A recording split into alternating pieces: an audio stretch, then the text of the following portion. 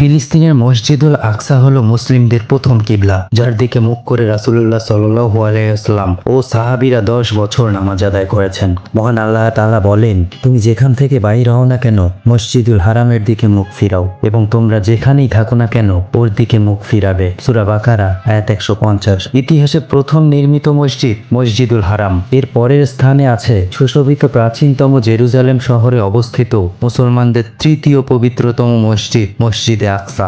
আবু যর গিফারি রাদিয়াল্লাহু তাআলা আনহু থেকে বর্ণিত, তিনি বলেন, আমি বললাম, হে আল্লাহর রাসূল, দুনিয়াতে প্রথম কোন মসজিদটি নির্মিত হয়েছে? তিনি বলেন, মসজিদুল হারাম। আমি পুনরায় জিজ্ঞেস করলাম, তারপর কোনটি? প্রতি উত্তরে তিনি বললেন, তারপর হলো মসজিদুল আকসা। তারপর আমি জানতে চাইলাম যে উভয়ের মধ্যে ব্যবধান কত বছরের? তিনি বললেন, 40 বছরের ব্যবধান। সহিহ বুখারী হাদিস 3115। ফিলিস্তিন ভূমি মুসলমানদের কাছে সব সময় গুরুত্বপূর্ণ। এর সঙ্গে জড়িত আছে ইসলামের ইতিহাসের বেশ কিছু গুরুত্বপূর্ণ ঘটনা প্রবাহ। ইসলাম আগমনের আগে ফিলিস্তিন ভূখণ্ডে বসবাস করতেন তৎকালীন সময় আসমানি ধর্মের অনুসারীরা। হযরত ইব্রাহিম, ইসহাক, ইয়াকুব, মুসা, দাউদ, সুলাইমান ও ঈসা আলাইহিস সালামের ধর্মের অনুসারীরা এই ভূমিতে বসবাস করতেন।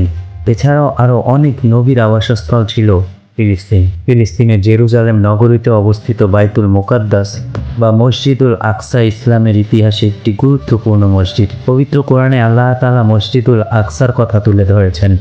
এখান থেকেই সংগঠিত হয়েছিল আল্লাহর রাসূল সাল্লাল্লাহু আলাইহি ওয়াসাল্লামের পবিত্র মেরাজ। ইসলামের সূচনাকালে বাইতুল মুকাদ্দাসের দিকে ফিরেই নামাজ আদায় করতেন মুসলিমরা, তাই মুসলমানদের প্রথম কিবলা বলেও পরিচিত পবিত্র এই মসজিদ। উমাইরা, আইয়ুবী, সেলজুক, মামলুক, উসমানী সহ বিভিন্ন মুসলিম শাসনামলে পবিত্র বাইতুল মুকাদ্দাস রক্ষণাবেক্ষণের দায়িত্ব ছিল মুসলিমদের অধীনে। বাইতুল মুকাদ্দাসকে 1099 খ্রিস্টাব্দে প্রথম ক্রুসেডের সময় দখল করে নেয় ক্রুসেডরা। পবিত্র কোরআনের 5 স্থানে মহান আল্লাহ ফিলিস্তিনকে বরকতময়, পুণ্যময় ভূখণ্ড বলেছেন। 1 নম্বর সূরা বনী ইসরাইলের প্রথম আয়াতে, যার আশেপাশে আমি বরকত নাজিল করেছি। সূরা বনী ইসরাইল আয়াত 1। 2 নম্বরে সাইয়েদনা ইব্রাহিম আলাইহিস সালামের ঘটনার বর্ণনার সময় আল্লাহ তাআলা বলেন, আর আমি তাকে ও লূতকে উদ্ধার করে নিয়ে গেলাম সেই ভূখণ্ডে যেখানে আমি কল্যাণ রেখেছি বিশ্ববাসীর জন্য। সূরা আম্বিয়া আয়াত 71। 3 নম্বরে মুসা আলাইহিস সালামের ঘটনা বর্ণনায় যখন ফিরাউনের কবল থেকে মুসা আলাইহিস সালাম ও বনী ইসরাইলকে উদ্ধার করে আনা হয়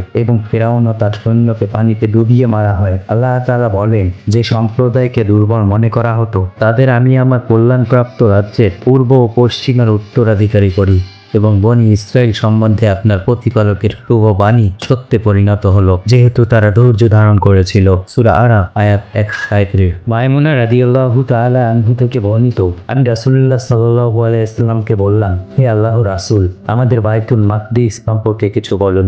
রাসূলুল্লাহ সাল্লাল্লাহু আলাইহি ওয়াসাল্লাম বললেন, বাইতুল মাকদিস হলো হাসরের ময়দান, পুনরুত্থানের জায়গা। তোমরা তাতে গিয়ে সালাত আদায় করো, কেননা তাতে 1 ওয়াক্ত সালাত আদায় করা অন্যান্য মসজিদে 1000 সালাত আদায় করার সওয়াব পাওয়া যায়। তিনি বললেন, যে ব্যক্তি মসজিদুল আকসাতে গমনের শক্তি সামর্থ্য রাখেন না, তার ব্যাপারে আপনার কি অভিমত? তিনি বললেন, সে যেন তার জন্য জ্বালানি তেল হাদিয়া হিসেবে প্রেরণ করে, কেননা যে বাইতুল মাকদিসের জন্য হাদিয়া প্রেরণ করে সে তাতে নামাজ আদায়কারী ব্যক্তির মতো সওয়াব লাভ করবে। মুসনাদে আহমদ হাদিস নাম্বার 26343।